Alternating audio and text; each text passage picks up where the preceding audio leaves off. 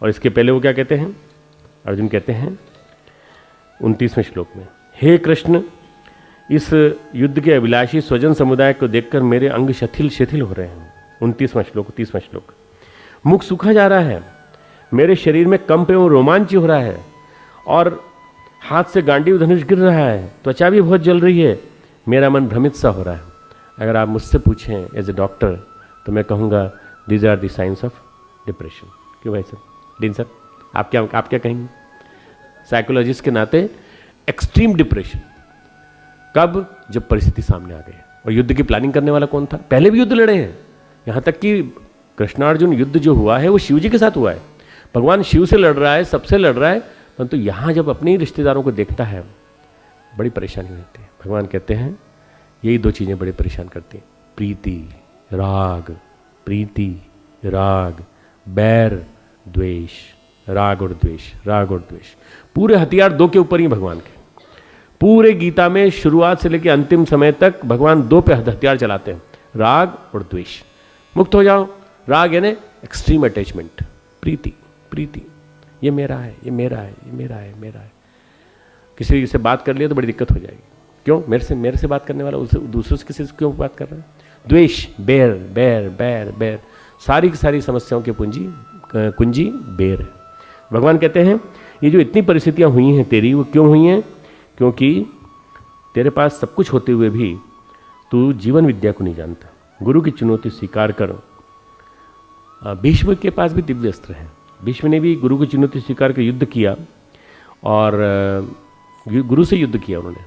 भीष्म में प्रतिज्ञा नहीं तोड़ूंगा। आपको मालूम होगा कि परशुराम जी से युद्ध किया था उन्होंने, और थ्रू आउट उन्होंने भी लड़ा है, भीष्म ने भी लड़ा है, द्रोण ने भी लड़ा है, पर अर्जुन घबराया हुआ है। युद्ध विद्या भावनात्मक विक्षोभ में कुंठित हो गई है।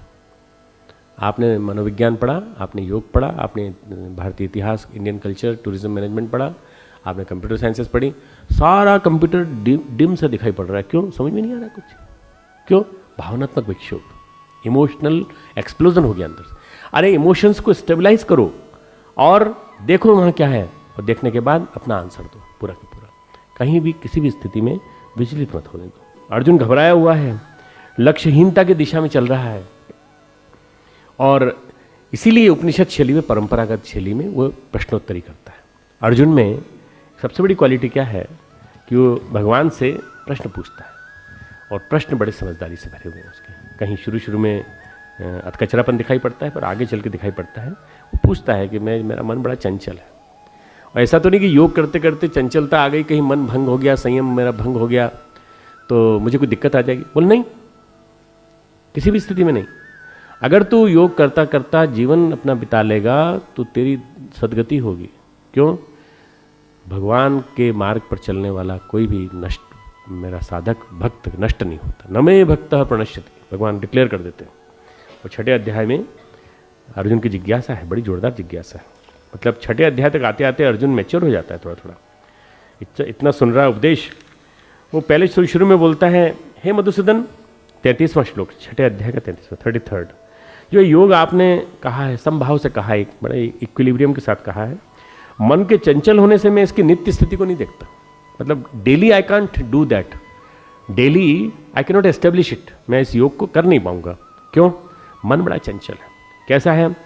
ये बड़े प्रमथन स्वभाव वाला, बड़ा दृढ़ और बलवान है। प्रमथन स्वभाव वाला मतलब अगर हाथी को बांधने के लिए जैसे रस्सी की जरूरत पड़ती है, ऐसे मन को बांधने के लिए भी रस्सी की जरूरत पड़े, इतना ज़्यादा तेज गति से भागने वाला है। इसलिए उसको वश में करना मैं वायु को रोकने की भांति अत्यंत दुष्कर मानता हूँ। तो हवा को रोक नहीं सकते। हाँ, वायु को रोकने का जिसने प्रयास किया वो असफल रहा, वो हवा के प्रवाह में बह गया। चाहे आप ये जो वायु की चक्रवात आते हैं ना, इसको बांधने की कोशिश करें, चाहे आप जो हवा तेज गति से चल रही उसको बांधने, तो उन्होंने उपमा कितनी अच्छी दी है, तस्याहम निग्रहम मन्ये वायोरीव से दुष्करम। वायु को बांधने के समान मैं दुष्कर मानता हूँ। भगवान कहते हैं हाँ। भगवान 2 श्लोक में जवाब देते, बिल्कुल धैर्य के साथ, शांत मन के साथ, असंशय महाबाहो, निश्चित ही बिना किसी डाउट के मैं कहना चाहता हूँ, निस्संदेह मनो दुर्निग्रह चलम, मन चंचल और कठिनता से वश में होने वाला है। तो क्या करें? तो हे कुंती पुत्र अर्जुन, अभ्यासेन तु कुंते वैराग्यण च गृहीते। 2 चीज़ों से पकड़ में आता है, मन को पकड़ने के दो तरीके हैं, अभ्यास और वैराग्य। अभ्यास और वैराग्य। अभ्यास यानी मनोयोग, मनोयोग वैराग्य यानी निरासक्ति। अभ्यास यानी मनोयोग, वैराग्य यानी निरासक्ति। तो इन दो चीज़ों की शरण में आ जा, तेरा मन पकड़ में आ जाएगा। अभ्यास यानी परमात्मा के गुणों का चिंतन, परमात्मा के गुणों का लीला श्रवण। हमारे दिमाग में तो कोई और बैठा हुआ है, तो हम उसी का लीला श्रवण करते रहते हैं। चारों तरफ FM चल रहा है, तो FM में वही अच्छी अच्छी बढ़िया बढ़िया गाने सुनाई पड़ रहे हैं चारों तरफ, इधर से उधर तक वही चीज़ें आ रही दिमाग में। तो उससे निकलें बाहर, उससे बाहर निकल के परमात्मा के बारे में सोचना चालू करें। फिर आगे कहते हैं, जिसका मन वश में किया हुआ नहीं है, ऐसे पुरुष द्वारा योग दुष्प्राप्य है। जिसने अपने मन कंट्रोल में नहीं किया, उसको योग नहीं मिलेगा। और वश में किए हुए मन वाले प्रयत्नशील पुरुष द्वारा साधन से उसका प्राप्त होना सहज है। ये मेरा मत है। जैसे कहते हैं ना verdict, this is my verdict, जिसने कंट्रोल में कर लिया मन को, उसको मिल जाएगा। जिसने कंट्रोल में नहीं किया मन को, उसको नहीं मिलेगा। बड़ा क्लियर कंसेप्ट है भगवान कृष्ण का। तो अर्जुन कहता है, अच्छा भगवान एक बात और बताइए मेरे को, कि दो श्लोक के बाद ही फिर जिज्ञासा आ गई। अयति ही श्रद्धयोपेते योगा चलति मानस अप्राप्य योग संसिद्धिम काम गति कृष्ण गच्छति।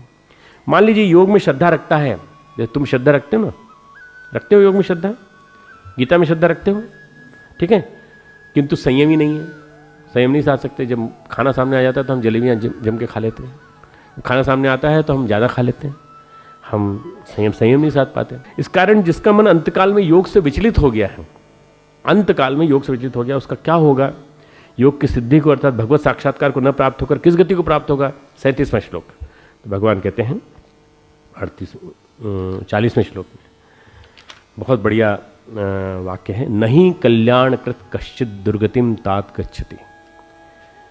जिस व्यक्ति ने, और बड़ा सुंदर वर्ड यूज किया है, तात यानी प्रिय, हे प्रिय, हे प्यारे, हे मेरे प्यारे अर्जुन, आत्मोद्धार के लिए किया गया भगवत प्राप्ति के लिए कोई भी प्रयास करने वाला मनुष्य दुर्गति को प्राप्त नहीं होता। अगर तुमने आध्यात्मिक प्रगति के लिए, अपने उद्धार के लिए कोई भी प्रयास किया हो, तो कोई भी मनुष्य दुर्गति को प्राप्त नहीं होगा। धीरे धीरे उनका मन इस दिशा में चलने लगेगा, है ना। तो ये भगवान की जो बात है उसको समझने की कोशिश करें। अच्छा प्रश्नकर्ता जो होता है वो अच्छे प्रश्न करता है। आज के प्रश्न उद्धार के प्रश्न है।